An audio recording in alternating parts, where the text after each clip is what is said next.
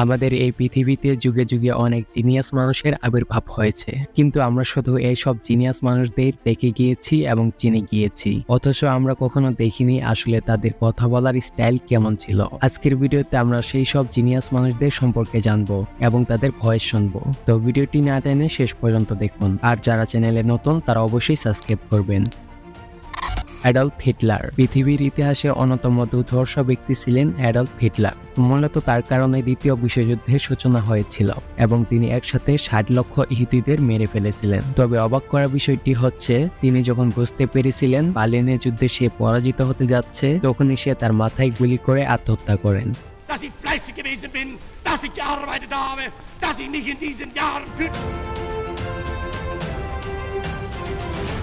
Bruce লি পুরো পৃথিবীর best martial artist ছিলেন তিনি। তার ফাইটিং গতি এতটাই ছিল যে মুভির অ্যাকশন সিনগুলো শুটিং করার সময় 24 frame per second slow motion করে দেওয়া হতো, না হলে তা মানুষের চোখে ধরাই পড়তো না। তার জীবনকাল ছিল 1940 সাল থেকে 1973 সাল পর্যন্ত। তিনি মাত্র 32 বছর বয়সে হঠাৎ করে তীব্র মাথা যন্ত্রণার ফলে মারা গেছেন। I said, empty your mind. Be formless.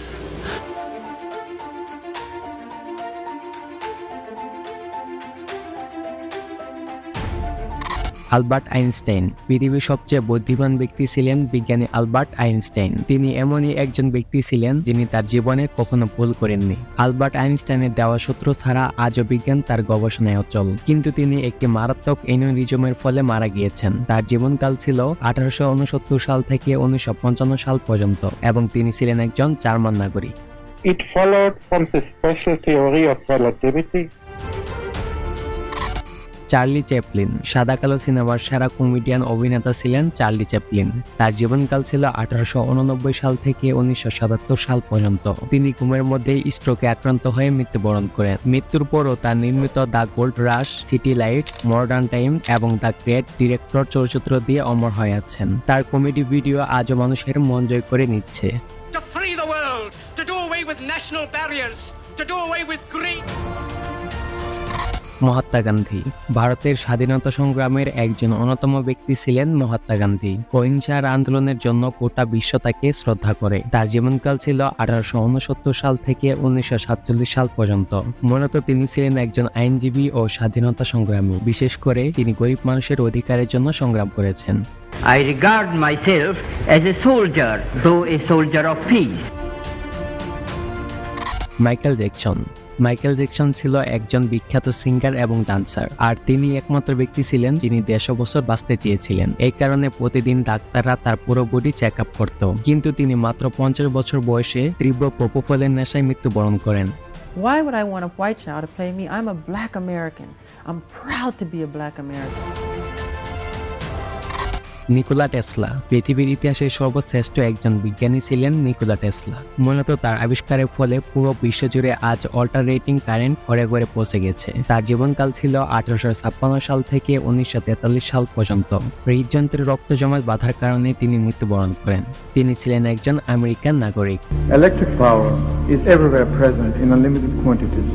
It can drive the world's machinery without the need of coal, oil, gas. Boxer Muhammad Ali পুরো বিশ্বের একজন দুর্ধর্ষ বক্সার ছিলেন। মুহাম্মদ আলী আমেরিকার মতো দেশে তিনি কালেমা পড়ে মুসলমান হয়েছিলেন, আর এই বিষয়টি নিয়ে পুরো আমেরিকা তোলপাড় হয়ে গিয়েছিল। 1964 সালে 22 বছর বয়সে তিনি খ্রিস্টান ধর্ম ছেড়ে মুসলিম ধর্ম গ্রহণ করেছিলেন। তার জীবনকাল ছিল 1942 সাল থেকে 2016 সাল পর্যন্ত। শ্বাসনালীর সংক্রমণের কারণে তার মৃত্যু ঘটেছিল। 15 times I've told the clown what round he's going down, and this chump ain't no...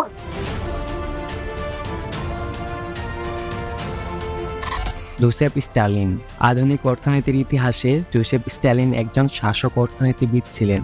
তার জীবনকাল ছিল 1878 সাল থেকে 1953 সাল পর্যন্ত। তিনি স্ট্রোকে আক্রান্ত হয়ে মারা যান। জোসেফ স্ট্যালিনের কাছে আনুমানিক প্রায় $7.5 ট্রিলিয়ন সম্পদ ছিল, আর তিনি ছিলেন সেই সময় সোভিয়েত ইউনিয়নের রাজা। Имеют наглость призывать к уничтожению великой русской нации. মাদার তেরেসা সারা বিশ্বের কাছে অতি পরিচিত একজন নারী ছিলেন মাদার তেরেসা। মূলত তিনি ছিলেন একজন ক্যাথলিক সন্ন্যাসিনী ও খ্রিস্টান ধর্মপ্রচারক। তার জীবনকাল ছিল 1910 সাল থেকে 1997 সাল পর্যন্ত।